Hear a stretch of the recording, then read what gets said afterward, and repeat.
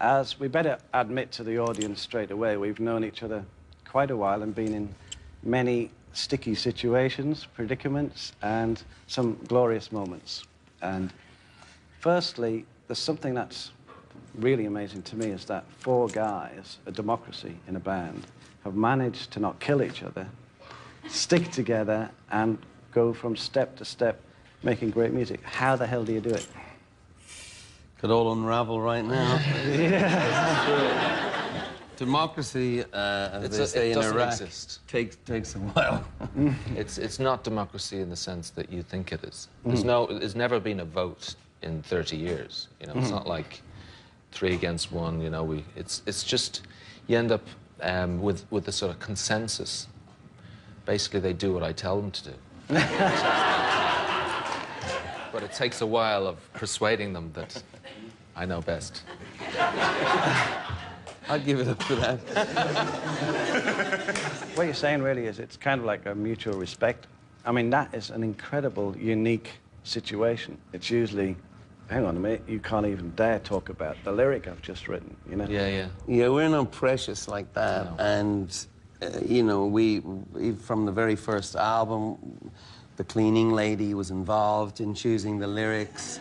Thank God you said the lyrics. The car park attendant. I mean, everyone is involved, but that's just the way it is. I mean, I think I've always felt insecurity was the best security we had, and this is the contradiction at the heart of rock and roll, is that if you were normal or if you were straight up, you know, self-confident character, why would you want to be in a band? You know, you'd want to get a job in an insurance company or something, like, you know, where rational people make rational decisions. So I think the thing about being in the band is that you're already, you've got a bit missing. And if you know that, and you want to fill up that hole, whatever you call it, that big black hole, God-shaped hole, whatever you call it, with songs and opinions, you know you're not complete without something else. And I think, or you know you're not complete without other people. And it's something about standing together. And we may be just screaming at each other. Yeah. Before, you know, it's like we're shouting, that was, you know, we're like this, and then we sort of say our prayers, and then we walk out together. It's kind of a bit fucked up. It's almost impossible to stay in a relationship for your whole life, whether it's a marriage, whether it's a partnership, a family, a friendship. But when you do, there is such a force. And when we walk onto a stage together, I have the hairs on the back of my neck stood up. And I can't explain it.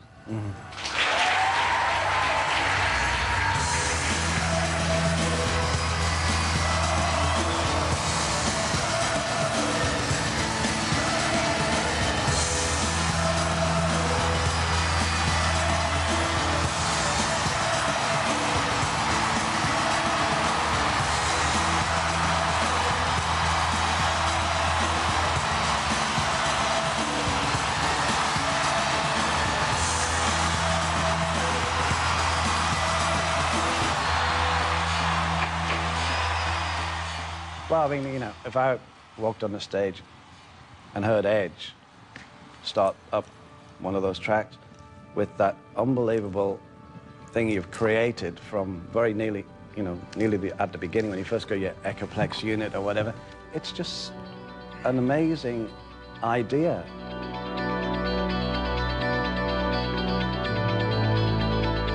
My thing really came out of working with Bono and Adam and Larry. I have said it a lot of times, but I say it again, it's the style. My style evolved because it was the thing that complemented everyone else. I always think Adam plays lead bass and I play rhythm guitar. You know, me and Larry are really the rhythm section in some ways. Right.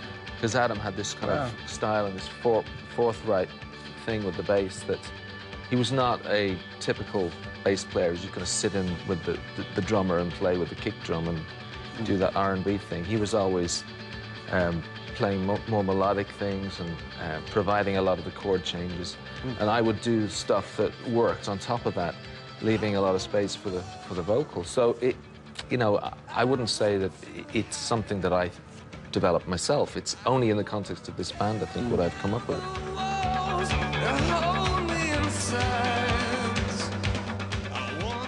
The second you hear a U2 track come on and you hear your guitar, everybody around the world knows that's The Edge. You have to, you know, admit that there's very few guitarists that have that. Yeah, I suppose I can say that, but I think it's getting into it now. Dylan. Well, I was going to qualify it. It's like I've said it's the other guys, but Dylan said music is mathematical, and I think that might be what I had that not many other players have, is that approach to it, that it actually you can, and echo is a great mathematical component, because it's the way the repeats work. But when you first heard that echo unit and you realized what you could do with it, did you get like a big light bulb above your head, or were you just, oh, this is interesting? And it was instant. It was like a couple of songs. I think the first idea was Bono's to get an echo unit in, and we wrote like 3 songs the first day it arrived, and it was like, okay, because I think at that moment in music we'd had like the punk movement had come through, and it had kind of cleared the way. It was like this was a fresh start. Yeah.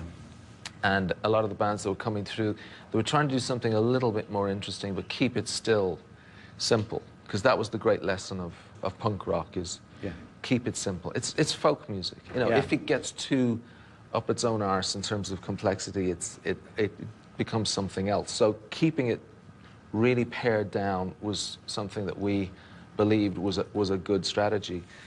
And so this echo, it almost gave us this, I would want to say, machine age thing that we could bounce off as a band. So it was at the same time very organic, but it also had this nihilistic machine age quality, which was really interesting. Edge is, as usual, being far too modest. and this is like Jimi Hendrix saying, the fuzz box, you know, it just kind of, somebody brought one in.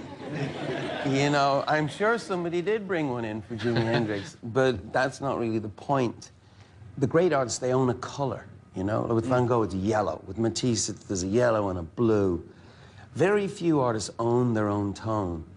He does. Yeah. He invented that. There's a color that we've seen through his guitar playing that didn't exist before he played. And I just want to put that on the...